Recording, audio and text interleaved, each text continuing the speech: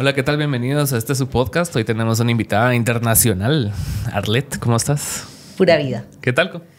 Muy bien, muy contenta de estar aquí por Guatemala. Qué bueno conocerte. Ahí me estaba contando Búcaro, que es nuestro amigo en común, que te gusta mucho Guatemala y tú también me contabas. Sí, me encanta. Yo pienso que si existen otras vidas, tuve una vida por acá. Sí. Sí, es mi segunda patria. La verdad es que me encanta. Tiene una energía diferente. La gente es maravillosa. Se come riquísimo. ¿Y cómo nació tu amor por Guatemala? En mi primer show por acá, que fue como en el 2001, hice 7 shows de Arjona en el Teatro Nacional. Me invitó a trabajar con él Ronel García. Ok. Y después de ahí pasaron los años y me volvieron a contratar para otros shows y ya fue muchísimo más, ¿verdad? Porque ya palpé más a la gente, palpé más la tierra. Y de ahí, bueno, o sea, el resto es historia porque sí, he trabajado bastante por acá. 7 shows, fueron 7 shows en 7 días. Sí, exacto, exacto. ¿Y qué tal esa experiencia? Danos contexto de qué haces. Bellísimo, fue lindísimo porque, bueno, vamos a ver. Bueno, me voy a presentar. Sí, mi nombre es Arlet Arroyo, soy de Costa Rica, hago producción técnica de artistas internacionales, también culturales, en eventos allá en mi país. Tengo 56 años y más o menos desde los 13 años he estado de una u otra forma en la industria musical. ¿Qué? Entonces tuve la bendición de pasar por las mejores épocas de los artistas nacionales de mi país, ¿verdad? Cuando fue la época del Chiqui Chiqui, que habían bandas espectaculares, orquestas o grupos musicales, eran más tropicales, que era La Pandilla, La Mafia, ¿verdad? Toda esta gente eran grupazos. Empecé con un grupito que se llamó Los Abejorros, que era una banda de chiquitos. Eran niños, fue la época de los chicos, de Menudo, todo esto. Y después de ahí tenía un gran amigo que ese modelo fue muy exitoso en Latinoamérica, ¿verdad? El modelo ese de los chicos, Menudo. Sí, claro, sí, como que fue como bien. arrancó, para mí fue donde arrancó todo, ¿verdad? Porque a partir de ahí es que yo inicio y tengo una relación con Los Abejorros, que era el grupo más popular de allá, que era una banda de niños que tocaban batería, bajo, guitarra, todo eso. Nice. Llenaron estadios, ¿verdad? Llenaron el Saprissa, llenaron incluso en Heredia, y hubo casi que una tragedia porque las chiquillas estaban tan locas que se guindaron de la valla, se la trajeron abajo y quedó una prensada debajo de toda la gente. Claro, se suspendió el concierto y no había nada, Alan, no había nada. O sea, los shows eran de día y en medio de la cancha y la gente en las graderías. Sí, pues, así era. Ningún perímetro de seguridad. Y cuando hacíamos shows, por ejemplo, hacíamos una gira en el Caribe, los shows eran de día. Sí, pues. Y si había uno de noche, eran con unas lucecillas ahí medio mal puestas, ¿verdad? Porque no había absolutamente nada. Luego, como ver los primeros shows de los Beatles, así. Sí, que no, esas eran buenísimas porque tenían par mil, ¿verdad? O sea, unas luces increíbles. O sea, los pares ni siquiera existían, las móviles. Ajá. Todo era análogo, ¿verdad? Claro. Y después de ahí, pues empieza ya crecemos, ya el grupo ya no tiene tanto encanto, ¿verdad? Porque ya los niñitos ya crecen. Creo que en esa época, si hubiera habido un buen manager y estuviéramos como el ahora, hubiera sido un grupo de exportación, de verdad que sí, muy buenos los chiquillos. Entonces, bueno, de ahí ya paso a todo el tema de una forma relacionada con la era de oro, la época de oro del Chiqui Chiqui. Luego entonces sigo como en el medio de la música. Luego de ahí sigo con un amigo. Me salgo un poco de la industria y me vuelve a jalar. Entonces tengo un amigo que me dice que le ayudes, el hijo de la dueña de unos hoteles allá, que si le ayudaba con unas conferencias de prensa con Wilfrido Vargas, Josie Esteban en la Patrulla 15, las chicas del CAN, las chicas Mandarina, y me hago muy amiga de Josie Esteban y ando con ellos para arriba y para abajo sin hacer nada en realidad. Pero siempre en el medio, ¿verdad? Pero siempre absorbiendo y observando. Exacto, sí, siempre como ahí. Más yo ni sé qué vivía, qué locura. Y entonces, bueno, de ahí en adelante conozco luego al pionero de toda la industria que existe ahora en Costa Rica, que se llama Willy Bozo. Él fue el manager de Miguel Mateos. Okay. Hizo una gira, fue cuando estaba el rock en español, que llegó Fito Páez, que llegó Charly García, Enanitos Verdes, todos esos anduvieron por Centroamérica. Entonces él se enamora de Costa Rica, se va a vivir a Panamá, no le va bien en Panamá y se queda en Costa Rica. Okay. Yo lo conocí en el cumpleaños de Miguel Mateos, yo no quería ir. Sí, eso fue lo que me contaste. Sí, okay. No quería ir y yo, ay no, qué pereza, es que siempre qué pereza. Y entonces, bueno, la cuestión es que acompañé a mi amiga, conocí a este señor, don Willy Bozo, y incluso las coincidencias de la vida. Él es primo de una persona que conocía a mi hermano. Sí, pues. Entonces, la coincidencia de que Costa Rica es un granito de café, ¿verdad? Entonces ya había como una familiaridad. Yo le decía al señor primo, imagínate qué confianzuda. Y de ahí él me dice que él tiene proyectos para Costa Rica, empiezo a andar con él, a llevarlo a todo lado, me pregunta que cómo conozco tanta gente, entonces ya yo le cuento la historia que es de los abejorros, que la banda, que la pandilla, que Josy Esteban, que mi amigo, el del hotel, y que siempre he estado en la industria, claro. ¿Verdad?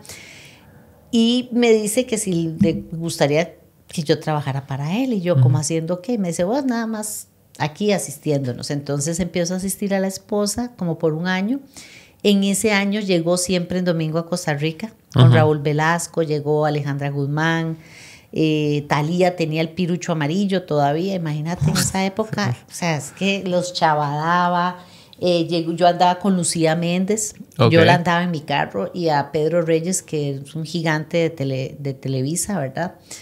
No sé si ahora, en ese momento, y pues ahí como que iba absorbiendo más y más, hasta que un día este señor Willy Bozo me dice, ya estás lista para tu primer show, que si no me acuerdo fue en 1992, y fue cuando hice Gloria Trevi con Pelo Suelto. Nice. Sí. Era como el pic de Gloria, ¿verdad? Ah, sí, fue el primer tour, yo creo, que hizo. Pues Pelo Suelto fue su primer tema así, boom, ¿verdad? Sí, y sonaba en todos lados. Sí, sí, y me llamó mucho la atención de ella que cuando ella estaba sin una cámara era súper retraída, muy tímida, andaba con Mari Boquitas, imagínate. Y, muy tímida, muy retraída, y cuando se ponía una cámara enfrente a ella, se convertía así. Y el show fue increíble. Esta mujer se subía por los andamios. Bueno. ¿Y no te abrumó eso de primer show? O sea, porque era un artista ya pues grande y era así mucha responsabilidad, ¿no? O ya tenías como más o menos el know-how. Vamos a ver, creo que eso es como manejar carro o andar en bicicleta, ¿verdad? Que cuando ya aprendes... Sí, pues... ¿verdad? Ya lo haces de forma natural. Entonces, creo que el hecho de estar desde los 13 años metida de una u otra forma con grandes artistas en Costa Rica, nacionales, porque la pandilla fue, o sea, un boom allá. O sea, hasta el sol de hoy se recuerdan, ¿verdad? Hasta el sol de hoy, el Chiqui Chiqui es, bueno, en Costa Rica es como nuestra música, ¿verdad? Claro. Entonces, después siempre estuve ahí, que con la pandilla y que con la mafia, y que andaba ahí para arriba y para abajo con ellos. Y siempre, qué grandes nombres, ¿no? La pandilla y la mafia. Claro, y eran famosísimos, eran súper populares. Y después de ahí, imagínate, pues con Josy Esteban, que hago esas giras con él en Costa Rica, que anduvimos por todo lado, tipo súper popular. Y Wilfrido Vargas, en ese momento estaba con Wilfrido, Eddie Herrera, estaba Rudy Pérez. Bueno. Estaba este hondureño que cantaba espectacular, Héctor creo que se llamaba, y el otro, que Charlie creo que era el nombre de él. ¿Y en qué momento, desde que empezaste a los 13, digamos, fue cuando te diste cuenta que, o sea, ya llevabas tiempo, ya era hora, como, ¿en qué momento se formalizó, digamos? O sea... Se formalizó a partir de Willy Bozo, y el primer show, entonces... Tú dijiste, esto es, ¿va? No. Todavía no. Sí. Y de ahí fue como empezamos, ahora sí, ahora vamos a hacer este otro show. Y llegó Luis Miguel, y llegó Alejandra Guzmán, y llegó el otro. Y empezaron los shows así. Y ya, eso fue en 92, ya en 93 que llegó Bon Jovi. Y después en 94 hicimos In Excess, hicimos Eros Ramazzotti. Ese fue el que me contaste del avión, ¿no? Exacto, Ramazzotti fue la gira de Eros Ramazzotti, esa fue increíble. O sea, él viajaba en un Antonov. Si no me equivoco, es el segundo avión más grande del mundo, el ruso. Ese avión carga los contenedores. Venía con todo el crew ahí adentro también, incluso allá en esa época LAXA era la aerolínea y se veía como una avioneta a la par del avión. Entonces había que pedirle a aviación civil que aterrizara, si podía aterrizar el Antonov. ¿Por qué? Porque podía hundir la pista. Entonces se hicieron una serie de estudios para ver si aterrizaba o no aterrizaba. Ahora, podía que aterrizara. ¿Y cuánto tiempo de planeación fue esto? No, fue su tiempo, como 6 meses, exacto. 6 meses. Sí, entonces, que si aterrizaba el avión y jodía la pista, el tema, más allá de que no podían aterrizar y se paralizaba el tráfico aéreo, ¿verdad? Era cómo salía el Antonov para el siguiente país, ¿verdad? Claro. Entonces, bueno, la cuestión fue no que... No solo el aterrizaje, sino que despeje. Hicieron ya todo el estudio. Bueno, nos persinamos y cayó el Antonov. Esa fue una producción donde por primera vez en Costa Rica conocimos los generadores insonorizados, encapsulados, porque antes era una clase de esperpento de plataforma con estañones con diésel, sonaban aquella cosa, los vecinos gritaban, bueno, era una cosa increíble y la tecnología era muy básica. ¿Tú ves? Y esa vez construimos un scaffold, o sea, un box gigante. Ellos trajeron el techo, las luces eran impresionantes. O sea, la tecnología de esta gente fue maravillosa. Y la cantidad de gente que trabajamos. Luego, ¿cómo se llama? El sonido era Clair Brothers. Imagínate que los suéteres, todas las jackets, todos los uniformes que ellos andaban eran Armani. O sea, la gira de Tutu Story se llamó. Fue increíble. De Eros Ramazzotti fue una experiencia maravillosa, la primera gran experiencia. Yo no me bañé como en 2-3 días, no dormí, no nada. O sea, en esa época éramos todólogos. Yo hacía camerinos, hacía producción técnica, hacía hotel, hacía los permisos, servía el café. O sea, aquello era una cosa que yo no sé ni cómo hacíamos. ¿Y cuáles han sido como que los requerimientos más locos que has recibido, así de hospitality y ese tipo de cosas? Híjoles. Bueno, los más vagos, o sea, requerimientos de hospitality... hijo de pucha, o sea, cuando te piden un desodorante, uno dice, putica, no tendrán para comprarse el desodorante, ¿verdad?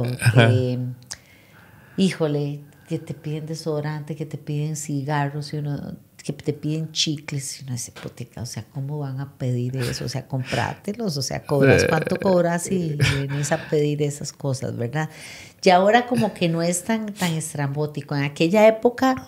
Por ejemplo, lo que hacíamos eran sándwiches de jamón y queso, ¿verdad?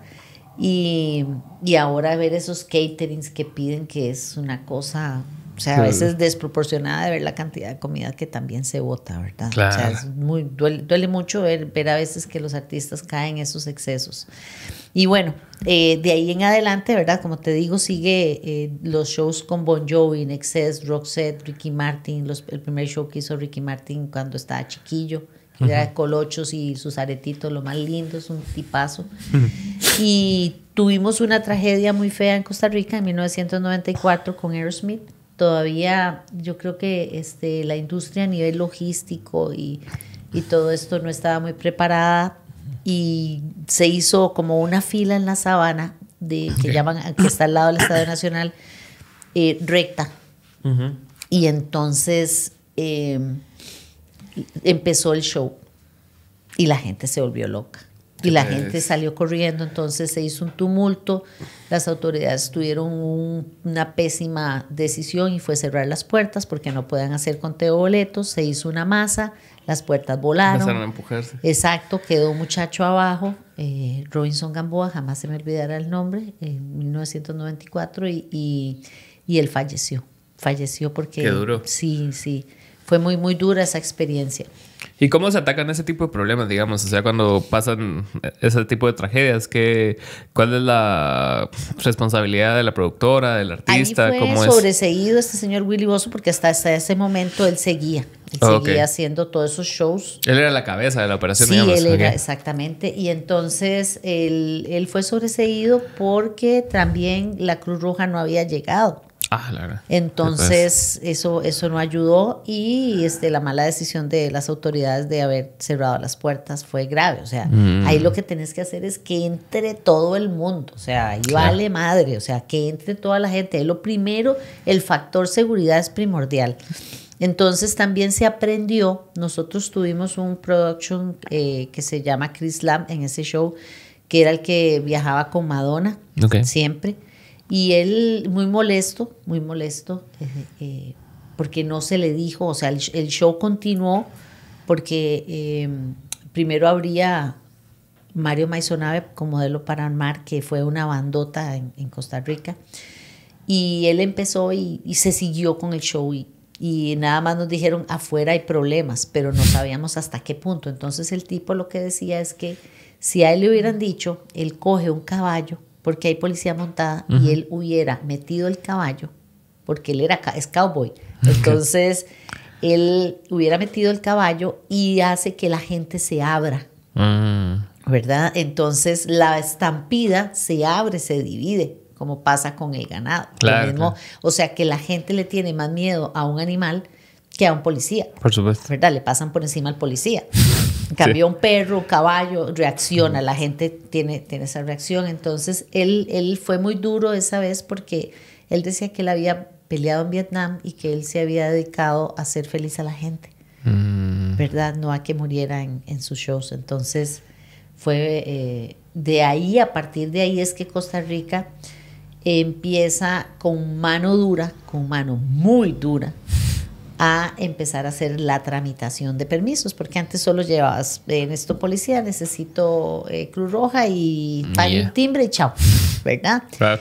Después de ahí sí ya o sea, ahora duras mes y medio, 2 meses o más sacando los permisos. Se armó la comisión de eventos masivos, etcétera, y ahora es todo un tema y los factores de seguridad ya son increíblemente estrictos y creo que está bien. Sí, claro. O sea, siempre y cuando beneficie al público, es que quien es el consumidor, ¿verdad? Exactamente. Es que siempre tiene que pasar un precedente así fuerte para que cambien las cosas, ¿verdad? Es bien increíble. Sí, y bueno, gracias a Dios, Costa Rica en el aspecto técnico se crearon compañías muy, muy buenas. Se crearon departamentos específicos, como decir, tenés una compañía de sonido, luces, video, techo. Tenés compañías de scaffold, ¿verdad? Y tenés compañías aparte de generadores, con sus cables, con sus centros de carga, con su personal técnico, con sus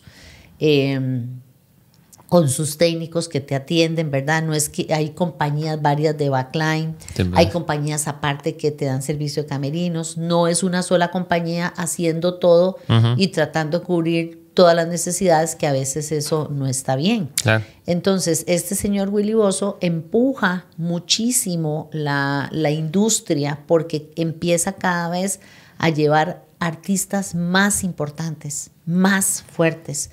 Y empezás a tener proveedores de cada cosa. Entonces, los proveedores se ven obligados a invertir, pero además tienen mucho trabajo, porque en aquella época hacíamos 12, 13 shows, hasta 15 shows por año. Y prácticamente casi era el único. Entonces daba mucho trabajo a todo el mundo. Entonces llegaba Roxette, llegaba Air Supply, Inner Circle, llegó Snow, llegaban, o sea, ya artistas de talla fuerte. Entonces las exigencias cada vez eran más grandes. Cuando se hizo Juan Gabriel, recuerdo que tuvimos que traer llevar un techo Llevar un techo afuera, llevar un techo que se hacía con andamio, que durábamos no sé cuántos días. Me acuerdo que esa vez canceló porque se enfermó, entonces ahora bajar otra vez el techo, un techo de una compañía que se llamó Mountain Production. Okay. Sí, ¿El techo para qué era? O sea... El techo del show, porque okay. Era un outdoor, ¿verdad? Qué loco. Entonces, no teníamos techo, entonces ya la compañía, la otra, ya dijo, no, voy a comprar un techo. Pues sí. Y de ahí empezamos y ahora tenemos un techo allá muy grande donde se ha presentado donde lo ha usado Paul McCartney, donde lo va a usar Paul McCartney, donde lo ha usado una Karol G, okay. Donde lo ha usado un Bruno Mars. Es que sí se va robusteciendo como claro. los actores de la industria tienen que claro. darse cuenta de lo que hace falta, no los sí. requerimientos inmediatos. Exacto, ¿verdad? Y ya no era solo Willy Bozo, ya saltaron otros promotores, entonces y ya iban otros artistas y después desaparecieron esos promotores y llegaron otros y así durante todos estos sí. años yo he visto mucha generación nacer y desaparecer o mantenerse, ¿verdad? Y ahora, pues hoy por hoy tenemos de todo allá y tenemos un estadio nacional espectacular, tenemos con todas las condiciones, tenemos Parque Viva, que es maravilloso, que tiene sus propios camerinos, sus muebles, todo. Uh-huh. Hay una cultura de show muy grande. Hemos hecho, yo gracias a Dios he tenido la oportunidad de hacer el Circo del Sol, que fue Barecay, Corteo, eso. Sí, Barecay, Corteo, que fue prácticamente armar una ciudad. O sea, era un terreno que llegaron los ingenieros de Canadá uh-huh. y armaron el lugar y lo asfaltaron. O sea, se le metió piedra, se le metió asfalto, se hacían rampas y las rampas, cuando llegas y montás, rampas de asfalto, justamente pegaba y coincidía con la rampa metálica o con la parte estructural que traía la gran carpa, ¿verdad? Del Qué circo. Locura. Exacto, o sea, increíble, o sea, experiencias del Circo del Sol y todo eso fueron maravillosos porque nos volvieron a ver. Sí, pues, es que qué buenísimo, o sea, ya no solo te encargas de la industria musical, sino que del entretenimiento, ya tus requerimientos como persona y como todo ya van creciendo y vas abarcando más proyectos y más cosas, ¿no? Sí, gracias a Dios. La verdad es que sí he tenido la suerte y la bendición primero de hacer grandes shows allá como Iron Maiden. Trabajo con una compañía maravillosa que se llama Move Concerts, okay. que es una compañía muy, muy seria, ¿verdad? Entonces, la confianza de Andrés Juanipa, que es el director, hemos hecho shows como te digo, Iron Maiden, Metallica, los de Karol G, Katy Perry, Ed Sheeran, Maroon 5, no sé, es que son tantos, Cani García, Grupo Firme, no sé, es que son muchísimos, el que se la te ocurra verdad. Ese, sí. Y tengo muchos clientes también, muchos promotores con los que trabajo también, soy freelance, okay. pero por ejemplo, pues hemos hecho pues todo tipo de shows, ¿verdad? Tropicales, gruperos, metal, de todo, o sea, y a todos los promotores que han confiado en mí les tengo muchísimo cariño, de verdad que sí. Y bueno, como te digo, coordino la parte de producción técnica, también me meto en los camerinos uh-huh. y en el catering. Me encanta hacer eso. Esa parte, tal vez como siempre uno está metida con los fierros, uh-huh. con el montaje, con los muchachos, ya como esa parte femenina, como tocar un poquito esa parte femenina. Lo que me gusta es la adaptabilidad que tenés, porque, o sea, de los artistas que me has mencionado, todos son completamente diferentes al otro. Sí, entonces los todos. requerimientos van a variar de un show a otro, no puedes o sea, me imagino que sí hay como que ciertas cosas de cajón que vos ya tenés contempladas, pero, o sea, no es lo mismo atender a una Karol G que a un Paul McCartney, pues. Es muy diferente. Y todos los shows, yo digo que cada show tiene su energía, su espíritu. Uh-huh. Y sí, todos los shows son súper diferentes, todos son sorpresas. Decía este señor Andrés Juanipa que nosotros no hacemos shows, hacemos milagros, porque siempre estamos tan a merced de lo que vaya a suceder, ¿verdad? Sí. Como nos pasó una vez con Jesse Uribe, que llegó a un aeropuerto, una persona de la aerolínea tomó una pésima decisión, una decisión errónea de documentos, y el promotor tuvo que pagar 2 aviones para que llegaran a Costa Rica, y de mala suerte había una onda tropical, no podían aterrizar. No podían aterrizar, entonces los mandaron a Liberia, luego a Panamá, anduvo ese avión por todo lado hasta que pudo aterrizar a las 7 de la noche, y en Costa Rica los shows tienen que terminar a las 10. Mira, cuando llegó, y ellos sí, por ley.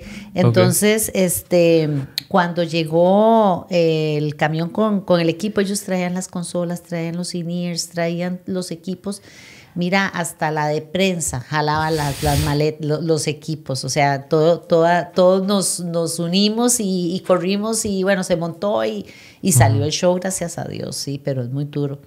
Y otro punto es que yo, bueno, agradecidísima también con la gente de Guatemala, con la gente de Nicaragua, de Honduras, donde he ido a producir, porque uno como mujer prácticamente, pues es el mundo en el que yo me desenvuelvo es 100% de hombres, sí. O sea, 99.9, y la mujer lo único que siempre está como es la que hace camerinos, la que hace transporte.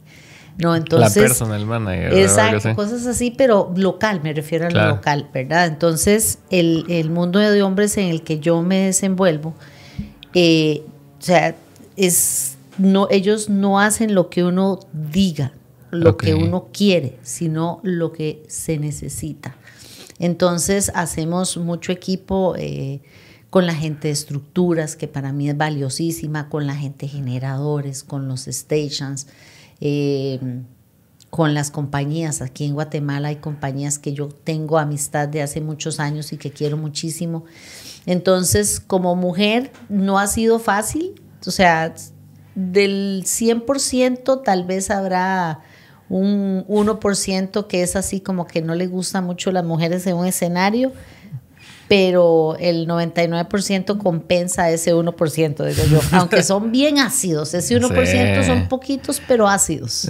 Yo creo que lo hablábamos también tú y yo por teléfono, de que hay un cierto porcentaje de hombres o de personas que les gusta verte bien, pero no tan bien, ¿va? Es así como que seas buena, pero no mejor que yo. Sí, y como que como esa fricción, ese como celo que hay de que, bueno, es duro, pila, es duro. Sí. O sea, a veces, a mí me tocó llegar a un país donde yo hablaba y estaba o sea, estaba dando mi punto de vista de lo que podíamos hacer, como lo que podíamos hacer, porque a mí me encanta trabajar en equipo. O sea, o sea, no es lo que yo digo, no, es lo que todos decimos. Para mí, el punto de vista tuyo es importante, porque yo no soy dueña de la verdad. Entonces, cualquier aporte es bienvenido, ¿verdad? Ayer escuchaba un señor que decía: es mejor un pendejo que pregunte. Es mejor una pregunta pendeja que no un pendejo que no pregunte. Me encantó ese dicho de este señor, y como decía yo, como digo yo, es mejor tonto preguntón.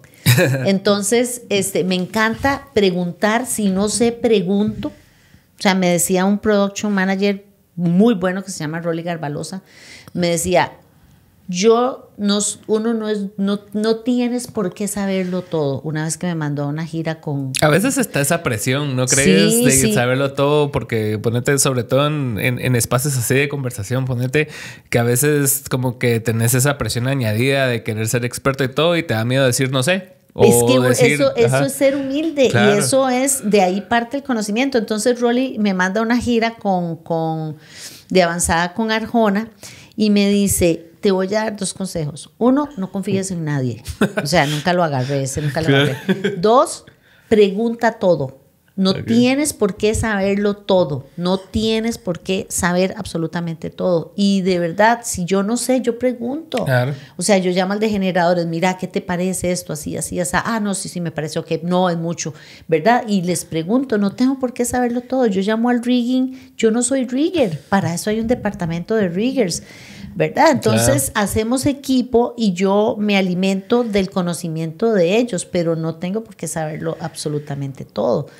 Entonces, como production manager, uno se arma los equipos de las personas que realmente conocen y que te van a cubrir la espalda. Uh-huh. Entonces, es importante desde el que jala el cable, desde el que jala el molde, desde que jala el tubo para el scaffold, desde que jala el cable para el generador. Todos somos un gran motor. Entonces, a mí me encanta trabajar en equipo y me pasó esa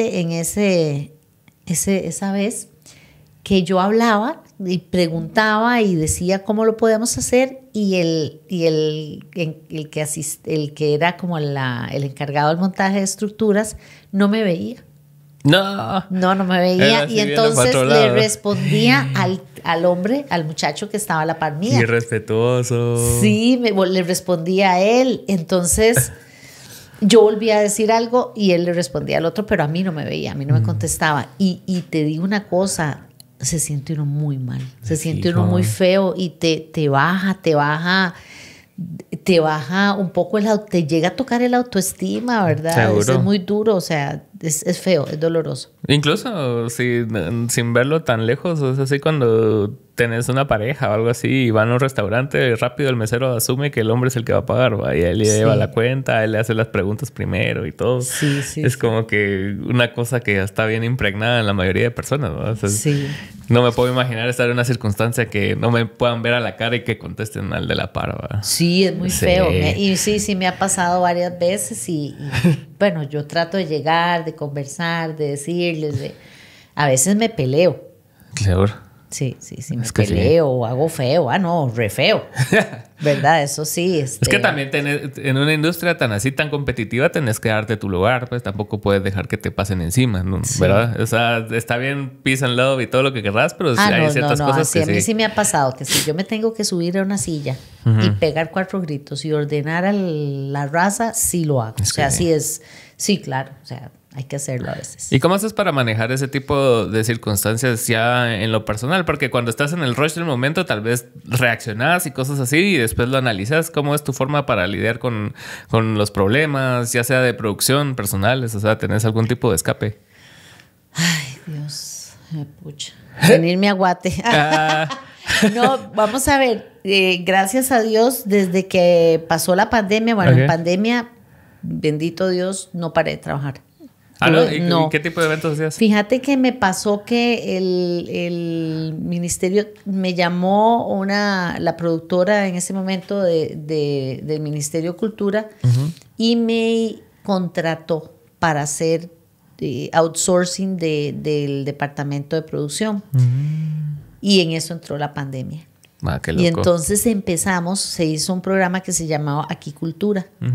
Y entonces hacíamos streamings desde el Teatro Nacional. Entonces hacíamos varios escenarios, se decoró con sillones, con salas, se hizo como muy Tiny Desk. Qué lindo. Tiny Desk, ¿cómo se llamaba? Entonces hicimos eso, con salas, con lámparas, con todo. Montábamos varias bandas, hacíamos los cambios muy rápido. Bueno, lindísimo fue eso porque en el Teatro Nacional jamás, pero jamás en la vida iba a haber un grupo nacional de metal.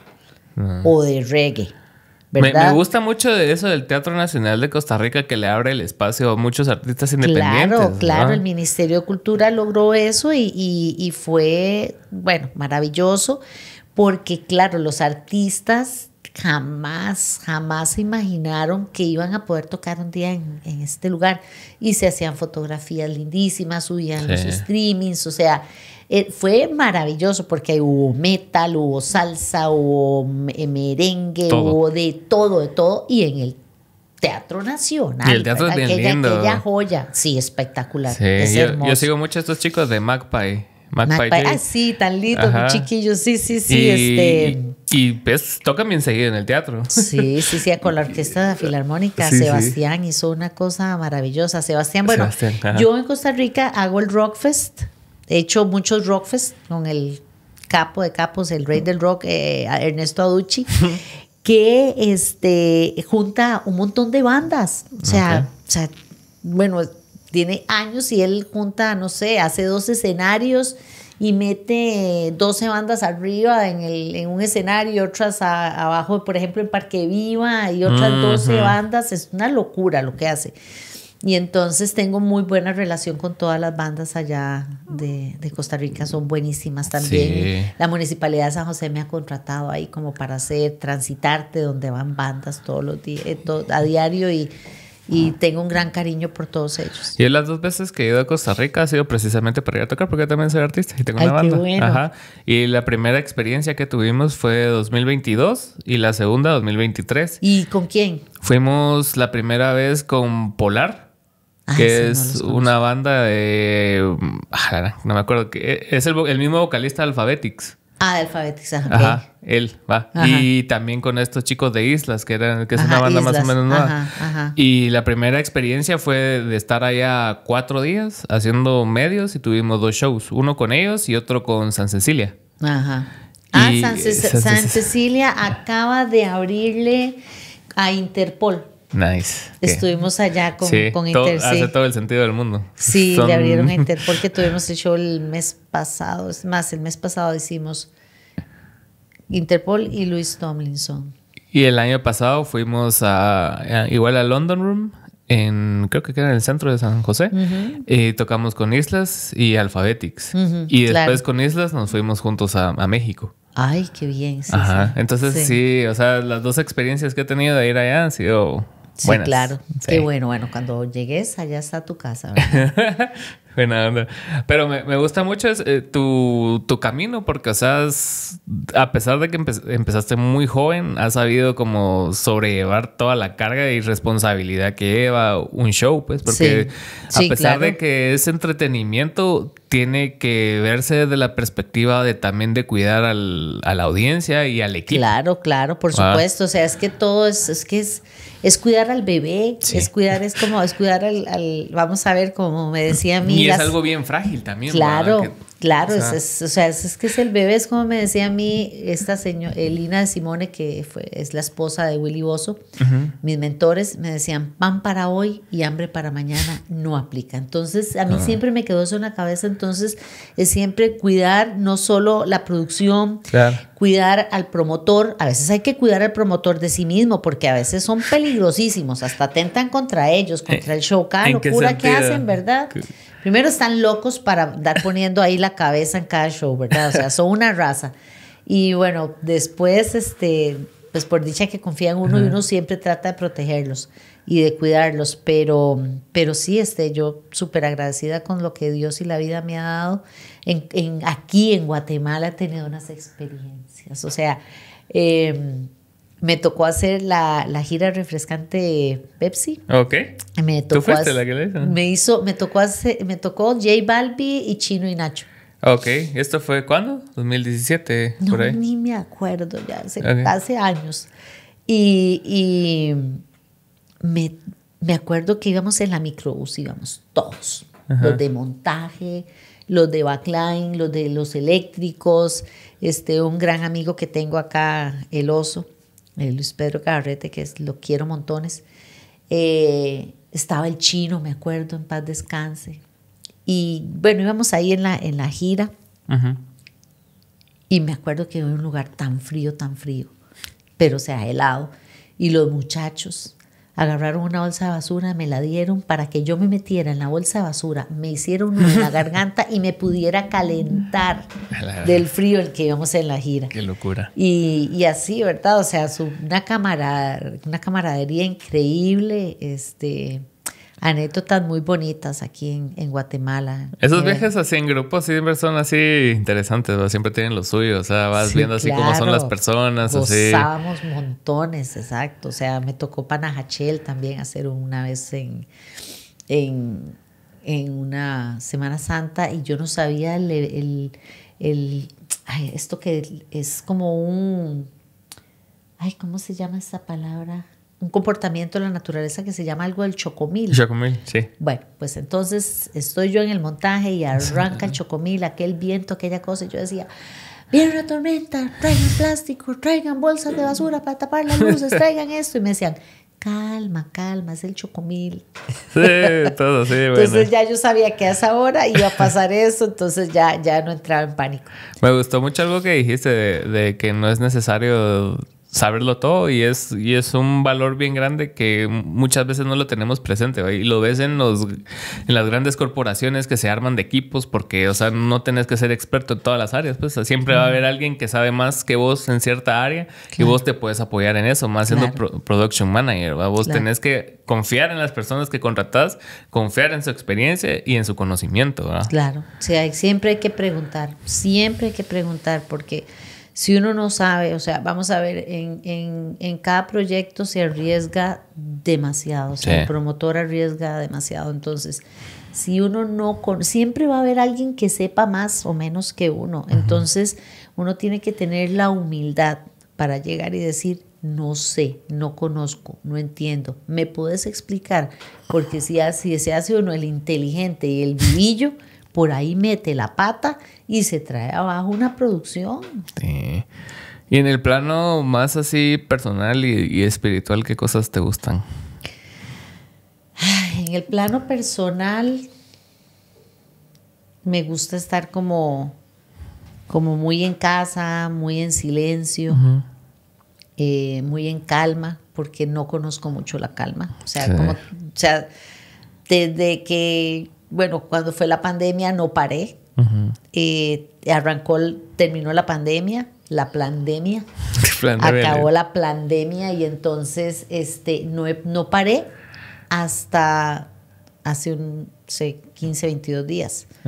Y fue cuando dije, necesito como desintoxicarme un poquito porque o sea, que ahorita en este momento estás así por fin de vacaciones después de 4 años. Sí, la verdad es que he estado socada y de verdad que siempre anda uno como en modo atajando gol, ¿verdad? Así como a la defensiva, a ver qué, me siento como Keylor Navas, pura así Keylor. En la cancha ahí atajando el gol, a ver qué viene, si va a pasar algo, si no va a pasar, entonces es como duro, ¿verdad? Pero ahora, bueno, me vine para acá y yo sé que aquí me voy a ir relajadísima.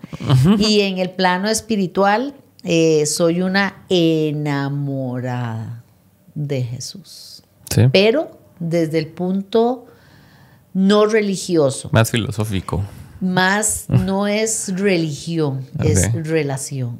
Para mí Dios Padre, Dios Hijo y mi Dios Espíritu Santo son mi gran ayuda, o sea, son los que me han mantenido en esta industria, porque no creas, ha habido personas que han hecho lo imposible para que yo no esté. ¿Ah, sí? Sí.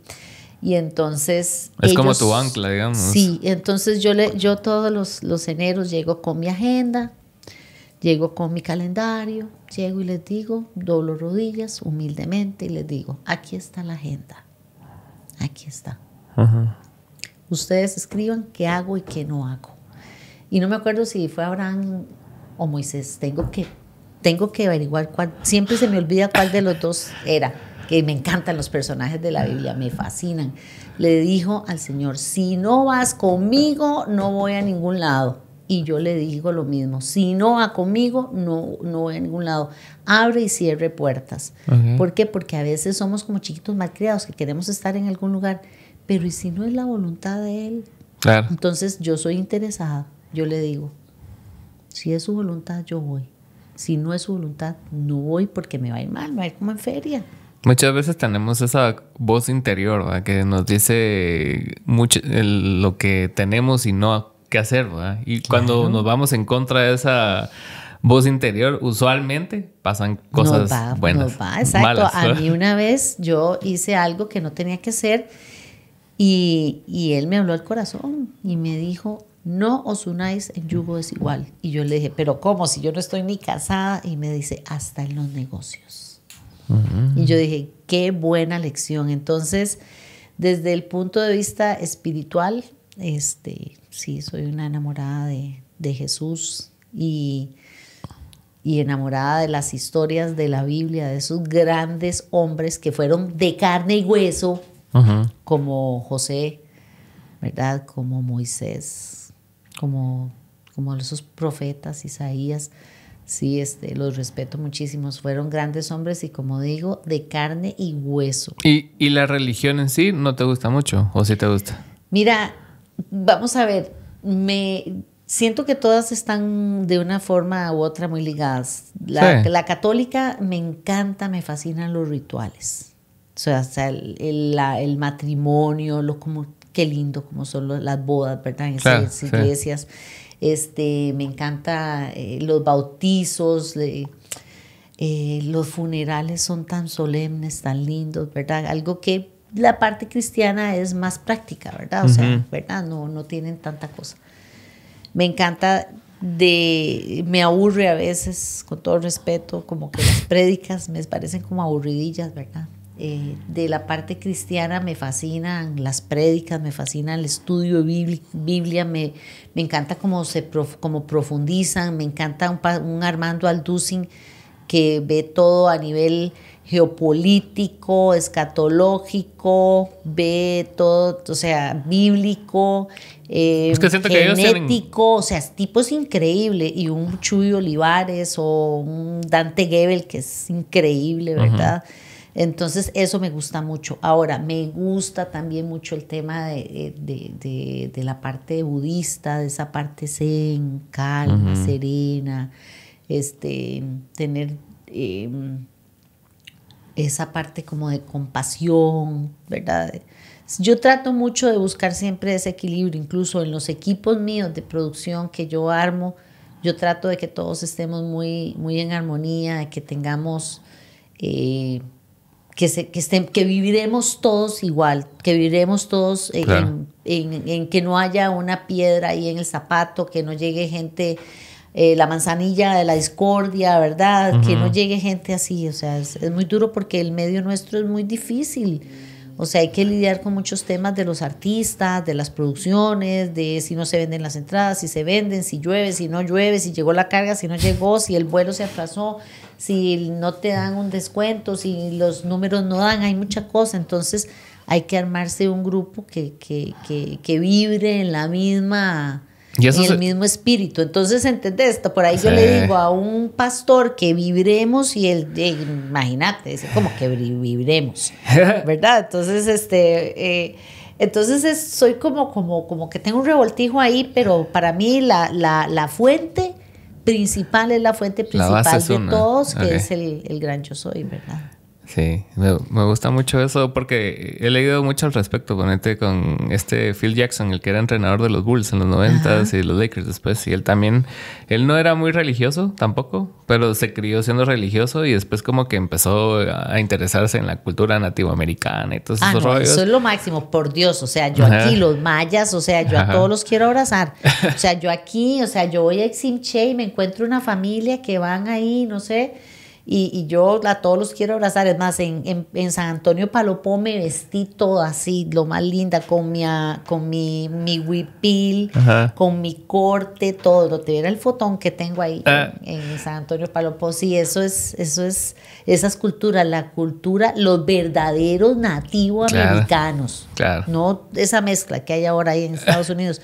Esa gente que amaba la naturaleza, que amaba a los animales, que los respetaba, que respetaba a la madre tierra. Sí. O sea, ahora no respetamos nada de eso, es durísimo. Nada. O sea, ahora un show y aquel montón de basura, por amor a Cristo. O sea, yo, por ejemplo, en Costa Rica sí, gracias a Dios, tenemos esa cultura, ¿verdad? El reciclaje.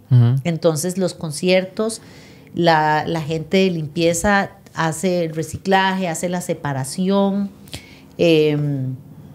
Ahí vuela un vaso de una vez, pum, lo juntan. Entonces termina el evento y a recoger todo y a reciclar y sí, a veces yo digo, Dios mío, ¿cómo generamos basura? O sea, qué increíble. Sí, Sí, la verdad, ves cómo todo se va concretizando, ¿va? Se vuelve más concreto. Oíme, y en el reciclaje está el dinero. Lo que pasa es que la gente cree que es basura, pero eso es dinero. Sí. Es más, yo estaba en un evento donde había una compañía de Guatemala en las fiestas de Palmares. Okay. De allá, llevó equipo. Y llegó este señor y dice, pero ese es el carro de ese hombre. Y le digo, sí, a pura lata de cerveza se hizo ese carro. No. Es más, en el Circo del Sol, en el primero, en Barecay, la señora de limpieza recogía las bolsas, las lavaba y las colgaba y las secaba. ¿Qué? Y reciclaba todo, separaba todo. Y del reciclaje le hizo una compra de la casa a la suegra. Le compró la casa a la suegra a puro reciclaje de ese mes y el resto que estuvo Barecay allá. Qué loco. Buenísimo, sí.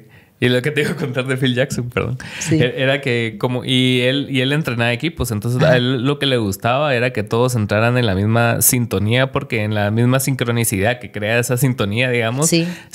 Todas las cosas iban a fluir y iban a estar en ese famoso estado de flow, ¿va? En el mismo espíritu. Exacto. Estar en el mismo espíritu. O sea, a mí me pasó en un evento que si no hubiéramos estado todos en el mismo espíritu no sale. Sí. Es que sí tiene que haber esos automatismos, esas cosas donde todos, sin decirse las cosas, ya saben qué está pasando, ¿va? Entonces los ponía a meditar, a veces estaban como muy cargados todos y les hacía quitarse los zapatos y que se sentaran un rato y todos se quedaban así como que, bueno. Claro, ¿no? si somos y después energía. en el gran como scheme de las cosas ya tenía sentido, porque al final en situaciones de estrés, en situaciones así ya más de exigencia, ellos se dan cuenta que estaban calmados, pues, y era así como que, bueno, si estamos fluyendo, estamos funcionando bien así, ¿no?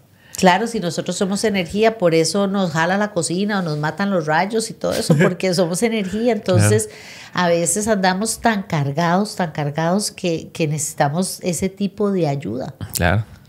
Sí, me gusta mucho. Qué bueno que viniste. De todo hablamos un poco, sí, de los shows, de los conciertos, shows, conciertos, lo mismo. De todas las experiencias, de verdad que sí. Es que y al final todo se relaciona porque todo viene de ti, ¿va? O sea, tanto los shows como lo espiritual, como todo, o sea, todo viene de la misma persona, ¿va? Entonces, sí. O sea, somos inevitablemente todo lo que hacemos, ¿va? Sí. Y nosotros definimos esas cosas que hacemos. Sí, yo por ejemplo, las producciones, yo me las tomo personal, yo siento que son mías, o sea, yo no sé quién sufre más, si a veces el promotor o yo, sí. Porque yo, me levanto y tal cosa, paso tal otro. O sea, yo vivo conectada 100% con la producción, que haciendo el presupuesto, que el presupuesto se vea bonito, que se vea ordenado, que se entienda, haciendo la hoja ruta del día 0 hasta el día 0, del día 0 hasta el día del show, ¿verdad? O sea, el minuto a minuto de esa hoja ruta, que todo se cumple. Además, no es solo cuidar al promotor, también hay que cuidar al proveedor. ¿Y qué incluye esa hoja ruta? Vamos a ver, yo pongo así. Lunes, primero, 7 de la mañana, ingresa la compañía de estructuras. Ok. Le pongo el nombre de la compañía. En Costa Rica tenemos ADT con Mega Escenarios. Entonces pongo entra, entonces descarga equipos, inicia montaje del box,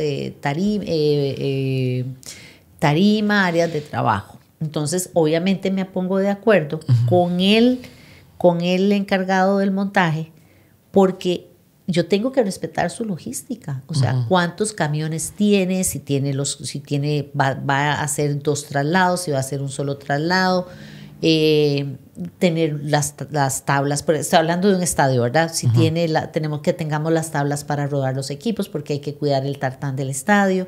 Entonces, a esa hora llega él, después los stations llegan a tal hora, después tenemos que tener el plástico, tenemos que tener las láminas de madera y hacemos primero el camino, luego ya empiezan a entrar el montacargas y a descargar todos los equipos para empezar a subir el box. Entonces, primer día es el box, segundo día es el box más las vigas de carga, más esto, más el otro. Vamos a meter generadores y empezamos a armar oficina de producción y llega la internet. El día 1 es la internet, el día 2 ya empezamos a poner vigas de carga.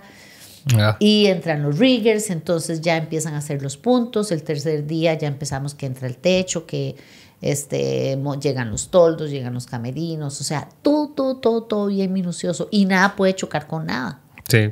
¿Verdad? Entonces, por ejemplo, aquí en Cementos Progreso tiene solo una entrada y una salida o sea, la única entrada para que entre todo. Sí. Entonces, la primera vez que fui, casi me da algo porque había entrado todo el mundo y estaba todo encima de todo, entonces ya nadie podía pasar.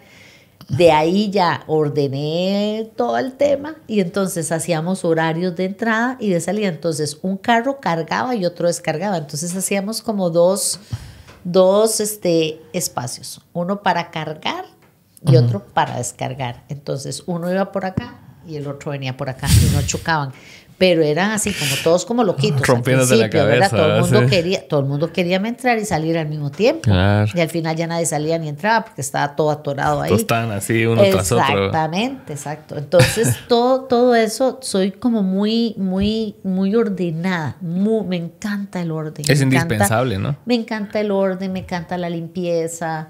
Me encanta ver el mixer bien limpio, me encantan los basureros. Al final el escenario, todo eso viene a ser tu casa. Sí. O sea, la vez pasada yo les decía, oficina, estos huevones les voy a prohibir comer aquí, tomar agua, además se van a deshidratar, no van a comer nada aquí, pues putica, que dejan todo botado. Entonces ya se me sale como la mamá, ¿verdad? Claro. O sea, no soy mamá, pero sí se me sale la regañadera. Claro. Sí, entonces odio ver que dejen las bolsas de comida rápida en el escenario, putica, o sea, respeten el escenario. Aparte es tu espacio de trabajo, pues es tu oficina, entonces tu oficina siempre tiene que estar en buenas condiciones. Sí, me agarró una habladera. La chachalaca, dicen que la chachalaca.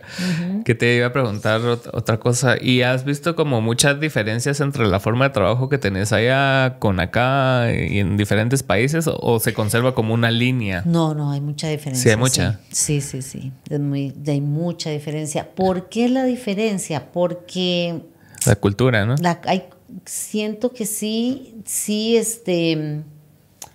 vamos a ver, al tener nosotros compañías de estructuras, compañías de sonido, luces y video, compañía de generadores, compañía de backline, o sea, tener separado todo es como más sencillo porque cuando abarcas mucho, se te pueden ir cosas. Entonces, acá todo se abarca. Yo siento que sí, que hay países, por ejemplo, que tienen, la compañía tiene el scaffold, tiene el techo, tiene las luces, tiene el sonido, quiere hacer backline, tiene efectos especiales, tiene todo, entonces, pero no tiene gente. Sí. Entonces, está complicado. ¿verdad? Entonces ahí empieza el temita. Ajá. Entonces, pero sí siento que hay más orden, siento que allá las compañías conservan el personal. Vamos a ver, el personal está en planilla, tiene sus seguros, tienen sus beneficios médicos, o sea, el personal allá se le cuida muchísimo.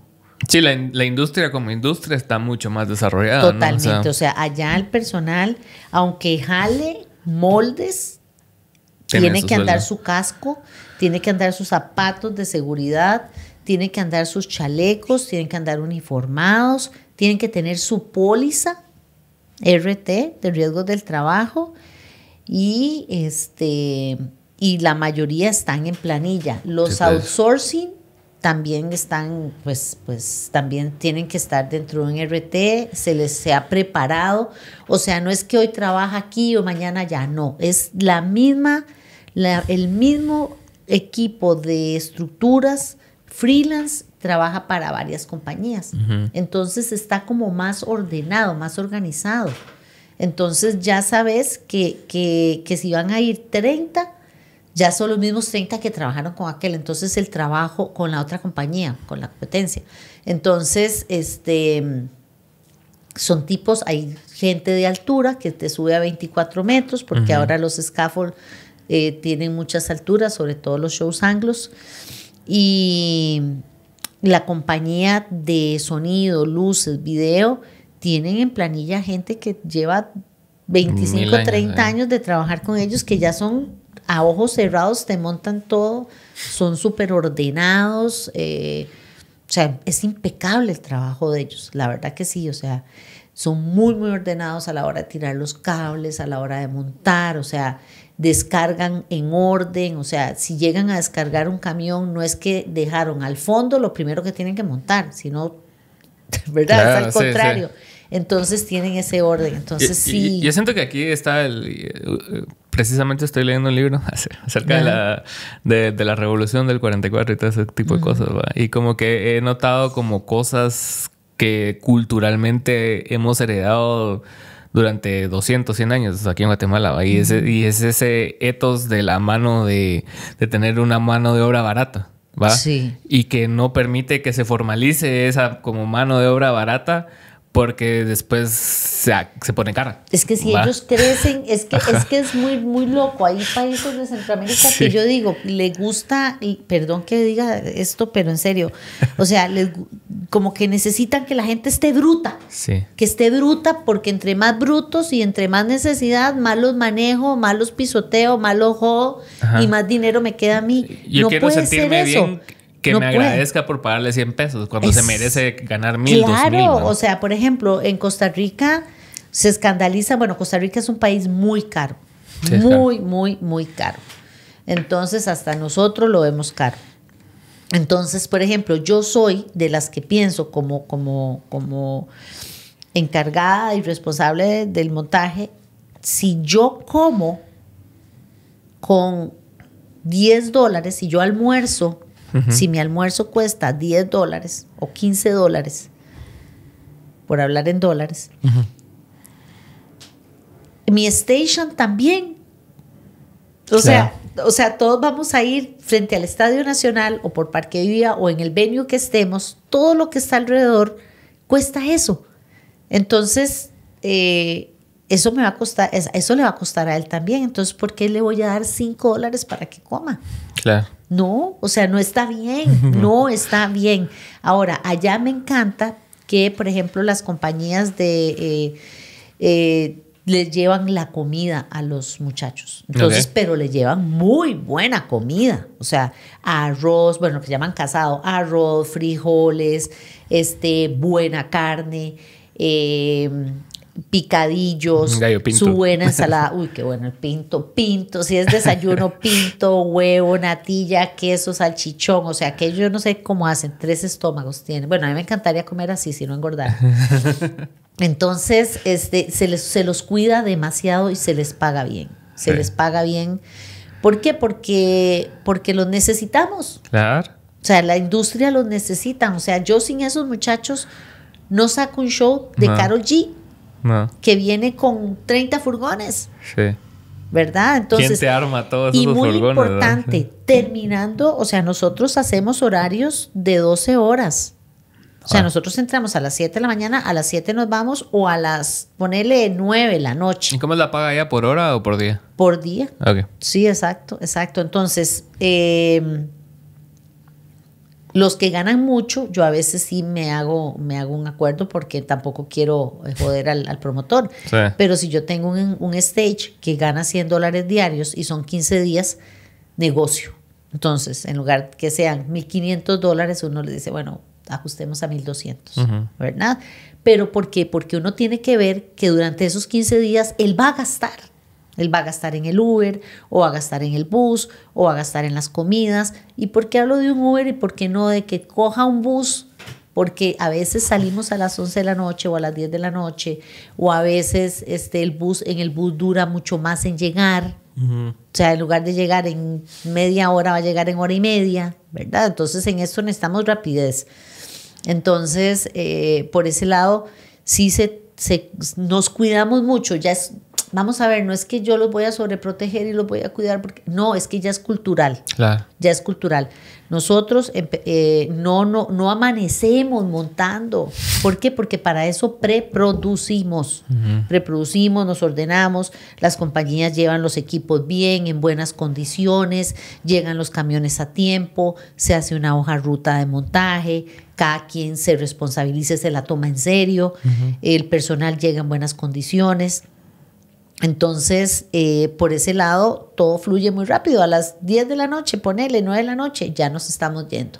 Eso de amanecer ahí, haciendo cosas, viendo que sirva, que no sirva. No. O sea, si tenés una compañía, sí, claro. si sos profesional, tus equipos tienen que funcionar. Claro. Y no nadie, vas ahí a probar nadie, si funciona, ¿no? absolutamente nadie se queda durmiendo en el lugar. Entonces, yo veo que algunos países de Centroamérica, la gente duerme enrollados en el sarán y al otro día andan todos maltrechos, malolientes, en pésimas condiciones. Eso no puede ser, eso es un inhumano. Claro. O sea, los shows, por ejemplo, con Maná, me acuerdo una vez, el stage manager estaba furioso porque no le tenían agua a los stations. Los stations tenían que descargar 8 furgones con un clima altísimo, o sea, un lugar calientísimo. Uh-huh. Entonces, o sea, el tipo pegó gritos como un loco para que le trajeran el agua a los muchachos. Claro. O sea, a mí me tocó ver en un lugar donde había hambre. O sea, yo quedé choqueada de ver que de un camerino sobró una bandeja, jamones y quesos, y llegó un muchacho y se la devoró, pero con una... Y yo decía, Dios mío, esto no puede ser, ¿cómo es posible? Que sí. ¿Entendés? Entonces, por ese lado, Costa Rica sí tiene eso, ¿verdad? Culturalmente, nosotros hacemos muy buenas producciones porque nosotros nos cuidamos mucho. Uh-huh. Y sin caer en excesos de pagos ni nada de eso, o sea... las condiciones de los trabajadores son muy buenas, por más humildes y sencillos que sean. Y además se conservan. O sea, las personas quieren llegar a trabajar con esas compañías, quieren ser parte de esas compañías líderes que hacen eventos en el país. Y por eso duran años en las empresas. Porque tienen su paga. Claro. Y ojo, y el día de mañana que, por ejemplo, uno de los líderes de montaje se va, uh-huh, él se forma su propia compañía. Y tiene su propio equipo de montaje. La misma cultura. Y tiene, sí, yo amo a los nicaragüenses. Los nicaragüenses, yo no sé qué haríamos sin ellos en Costa Rica, porque son la mano de obra de los montajes de los boxes o de los scaffolds. ¿No sabía? A 24 metros se suben esos hombres, los mejores ponedores de sarán del mundo. O sea, el sarán en Costa Rica que se pone para cerrar el box, lo montan impecable. Es un sarán limpio, no sucio, no roto, no nada. Entonces los tipos lo montan bien y tienen un gusto para ponerlo. O sea, yo te digo una cosa, esos tipos son súper trabajadores. Y hay muchas diferencias entre trabajar una logística de festival y una logística de solo un artista. O sea, ponete un show de Luis Miguel versus un festival. Sí, los festivales son duros. O sea, a mí me ha tocado, yo hice unos cuantos de yogo, okay, que con Adrián Gutiérrez, que es un genio, ¿verdad? En este festival Picnic. Ah, ok. Que era festival. Ajá, exacto. Festival de 2 fines de semana con una cantidad de artistas. O sea, es que todos son headliners. Sí. Todos. O sea, tenés en el último estuvo Jay Cortés, ¿verdad? Sí, es más, en uno abrió Fate y después iba Jay Cortés. Y vea dónde están ahora, vea dónde está Fate ahora, en el que yo estuve. Yo creo que el último que hice fue en el 2022. Ok. Sí. Y por ejemplo, estaba Raúl Alejandro, ay, ¿cómo se llama este hombre? Carlos Vives. Okay. O sea, el mismo escenario. O sea, es que es increíble, ¿verdad? Y sí, hay mucha presión, mucho cuidado, mucho detalle. Muchos equipos también. ¿Cuál consola usa este va a ser, este tiene que coincidir para tratar de bajar costos? Ojalá usen todos la CL5 y la S6L, entonces acomodamos que estos dos usen esta y esta es la otra, y los in-ears y para allá. O sea, sí es tenso. Qué locura, ¿verdad? Sí, a veces uno se pone a pensar así en las cosas que ha hecho y uno dice, ¿cómo? Sí, la verdad sí, pues o sea, te sorprende así tu capacidad de haberte adaptado y haber rendido bien en un ambiente así de hostil y exigente, ¿verdad? Eso. Una vez escuchaba a un argentino que le decía, no te preocupes, el Pumas, es este production, le decían, el Puma está acostumbrado a los ambientes hostiles. Y yo dije, wow, o sea, de verdad, a veces nuestra industria se vuelve una selva De verdad. Sí, sí. Y a veces es muy hostil, de verdad que sí. Pero bueno, muchas gracias por venir y espero que hagamos una segunda parte aquí o en Costa Rica. Claro, me encantaría hacer una en Costa Rica. Sería buenísimo. Así que ¿En qué parte vivís tú? Yo vivo por La Uruca. En La Uruca, por el puente Juan Pablo II, por esos lados. Sí, sí, cerca del Estadio Nacional. Ok. Sí, entonces más bien muchas gracias por la invitación y qué rico que hablamos de todo un poco. Hablamos de todo. Y bueno, ahí que hay una segunda parte con anécdotas de shows. Sí, buenísimo. Gracias por venir. Pura vida. Un abrazo a todos. Chao.